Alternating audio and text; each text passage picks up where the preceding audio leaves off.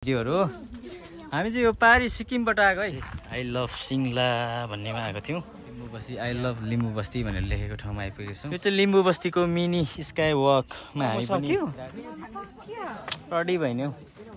लु हामी चाहिँ दार्जिलिङ पात्लेबास दार्जिलिङ जाँदा जाँदै यहाँ लिम्बू बस्ती यो पहिला चाहिँ बाखोर भन्थ्यो यो ठाउँमा आइरहेको छौँ। लिम्बू बस्ती आई लभ लिम्बू बस्ती भनेर लेखेको ठाउँमा आइपुगेको छौँ र अहिले चाहिँ यहाँनिर चाहिँ धेरै नै टुरिस्टको लागि चाहिँ एट्र्याक्सन एकदम पर्यटक स्थल बनेको रहेछ।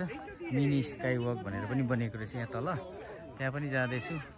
र हामी चाहिँ उता सिक्किमबाट आएको है, दार्जिलिङ जाँदै यहाँ निस्किनु मन परेर चाहिँ आएका छौँ र हामी सबैजना फ्यामिली नै छौँ। ए हुन्छ हुन्छ ए हजुर हजुर हुन्छ हुन्छ। कति हो टिकट? 50 एक पर हेड।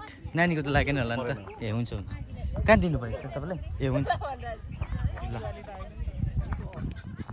पर हेड 50 रुपिस रहेछ यो टिकट चाहिँ, इन्ट्री फी। अनि केटाकेटी चाहिँ अघि गइसकेछ, मैले चाहिँ भर्खर टिकट काटेर ओह्रालो जाँदैछु है। यहाँ चाहिँ यो चिल्ड्रेन पार्क, चिल्ड्रेनको लागि, नानीहरूको लागि यहाँनिर खेल्ने ठाउँहरू पनि बनाएको रहेछ। अघि पसिसकेछ टिकट नदिने।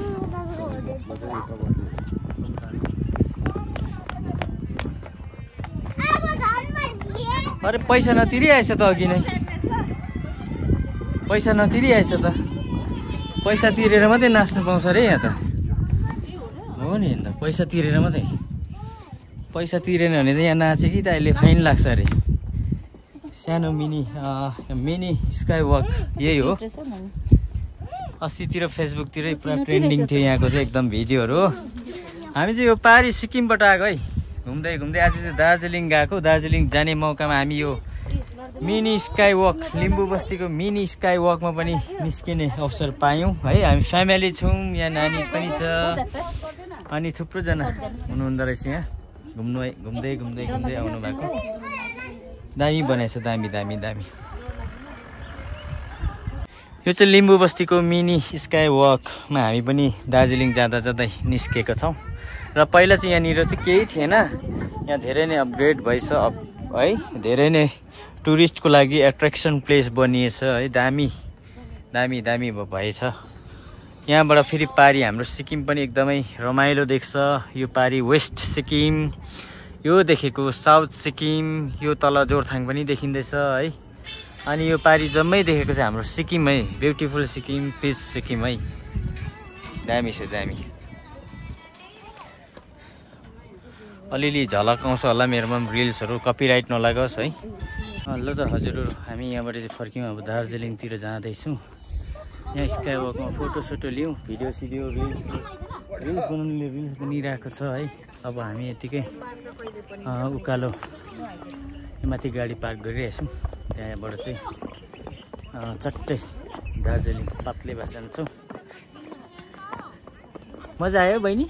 यो त बनिँदो रहेछ नि, अन्डर कन्स्ट्रक्सन रहेछ नि बहिनी। नेक्स्ट टाइम मात्रै हुन्छ अरे, आज त हुँदैन अरे, कराउँछ नि यहाँनिर। गरम चाहिँ गरम है, घाम लागेर। ल फर्के अब चाहिँ गएको है हामी दार्जिलिङ। कालो कालो दामी रहेछ यहाँ पनि। आयो मोमो सक्यो, रेडी भइन्यौ। ढिलो भयो है। यतापट्टि छ होला के रहेछ?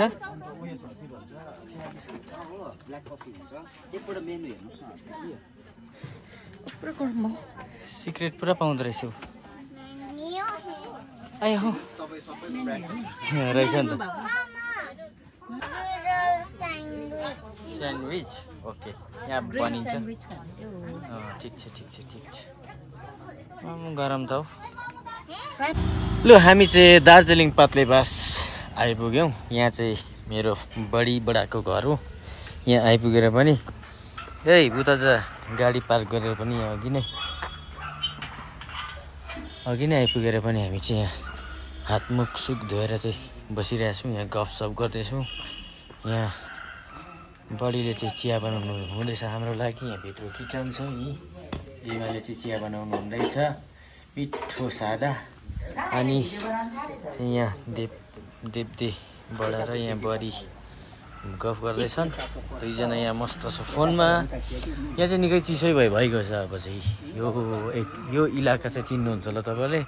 यहाँ चाहिँ फेरि यस्तो होमस्टे टाइपको घरहरू पनि छ यहाँ चटक चटकको एक कोठेहरू दामी दामी त्यस्तो पनि छ हो। यस्तो मजाको घरहरू छ यस्तो छ है। अब यहाँ चाहिँ भोलिदेखि घुमाइ हुन्छ है। खास चाहिँ भोलिदेखि चाहिँ घर घुमाइ हुन्छ। यहाँ चाहिँ होमस्टे जस्तो छ है घरहरू चाहिँ।